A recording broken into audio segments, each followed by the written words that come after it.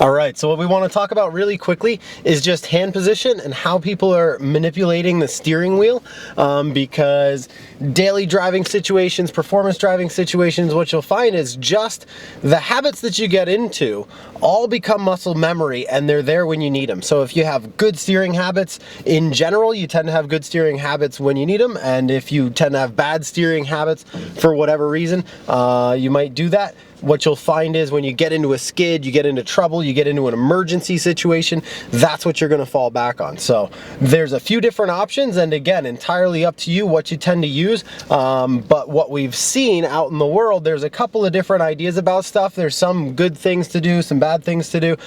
Some of the stuff that's kind of to be avoided, what we see an awful lot, you're driving down the street, you're watching other people driving around, the one hand at 12 o'clock thing, whether it's the right hand or the left hand, it really doesn't matter. The problem is if you get into an emergency situation with only one hand on the wheel, you've essentially got half the control that you would have with two hands on the wheel. You know, you'll be doing this stuff or palming the wheel. What we'll find, you know, and what you'll find if you go out there driving around is if you're palming the wheel, okay, sure, if you're pulling into a parking spot, a real low speed something or other, pulling into your driveway, pulling into somewhere at very low speeds, no matter what surface you're on, sure, it's a great technique. You can get a lot of steering very quickly and it'll work out for you. But what you'll find is if you're sliding around sideways or driving at the limit on pavement, there's enough force happening on the tires and the suspension and everything else and that steering rack, even with power steering. If I come flying into a corner and I palm the wheel,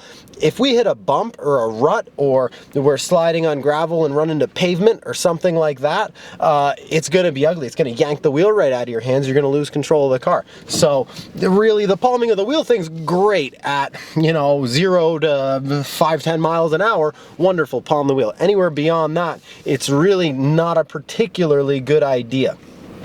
You've seen, there's a reason they called them suicide knobs back in the day, the old knobs that you'd put on to get yourself around. The faster you're going, the more dangerous it is.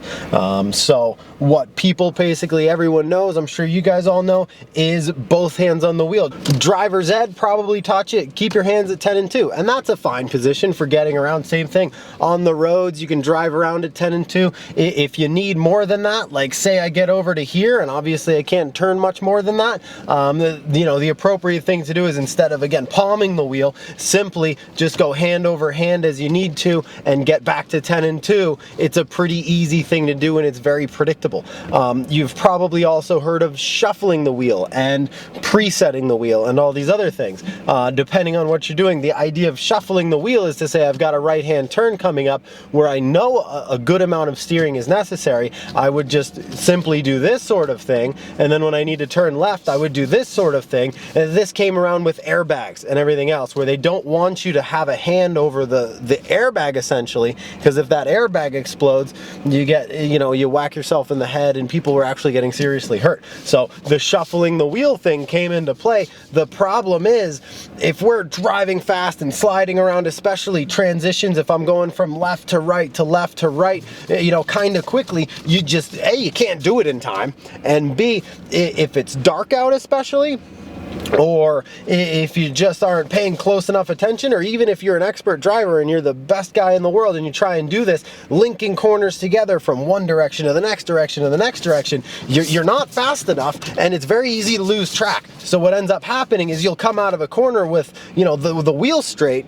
Oh, I've got a full turn of steering in right now and we're going to be going for a ride. So to be avoided for the most part, again, it's a parking lot technique. Sure, go ahead and shuffle the wheel, pulling into your driveway or something like that, but it's just not quick enough, efficient enough, predictable enough for driving at high speeds, especially if you're sliding around, to be shuffling the wheel. A similar technique, and again, it's a good one, there's nothing wrong with it, is presetting the wheel, which is to say I'm driving down the road, I see a right-hand turn coming up, I would take my hands, place them like this, make the right turn so that as I'm in the right turn, I've got a good hand position, and as the road straightens out, I would, unset my hands on the wheel. If a left turn comes up, move your hands, turn in the corner, you've got good position, and then come back as you need to.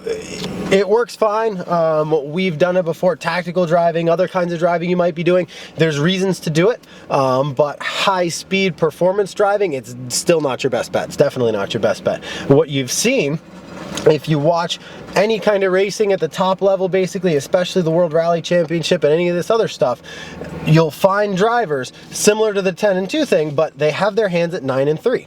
And having your hands at 9 and 3 allows you to do a few different things. One, you always know where straight is, right? So if I'm sliding around, I'm making a corner, you know, if the car starts to do anything weird to you, you always know where center is, just like if you were at 10 and 2. But the thing about 9 and 3 is if I'm here, I have more steering. I can get, you know, this steering wheel from 12 o'clock to 6 o'clock and 12 o'clock to 6 o'clock pretty easy. Where with your hands up here, you kind of can't. It overextends this arm somehow, and you just don't have as much as you do here. So that's why people do the 9 and 3 thing. Also, it's an equal push and pull force from one hand to the other. You know, some drivers will tell you, I'm making a right hand turn, I pull down with my right hand. This one's just there, but I'm pulling down with my right hand to turn right. Other drivers prefer to push up with their left hand, and this one's basically floating there, just in case something goes wrong. Drivers will say to do that, and rightfully so. It's a personal preference again, but if I'm making a right hand turn and I'm pushing up with my left and I turn left and I'm pushing up with my right, this right hand as I turn left, you can feel that right front tire, which is the most important one at that point, to really calculate how much grip you've got and if that tire's slipping or not, and you can drive a little better.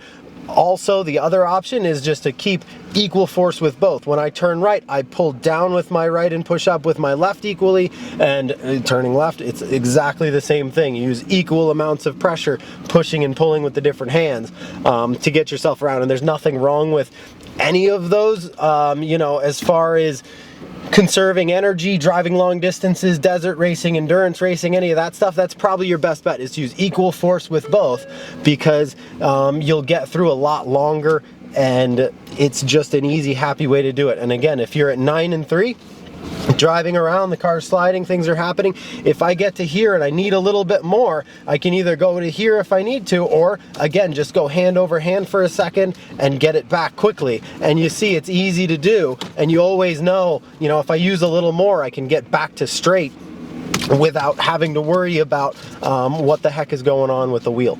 So that's why you'll see racing drivers, and if you come here to Team O'Neill, we'll be advocating you know, a 9 and 3 hand position with your eyes up down the road looking where you want to go, and that's going to be your best bet when things start to go wrong or as you start driving fast. So play with it. Each technique has a place for it. You should be good at all of them, but primarily driving at 9 and 3, if there's an emergency or something happens to you quickly, you'll be able to respond a lot more effectively.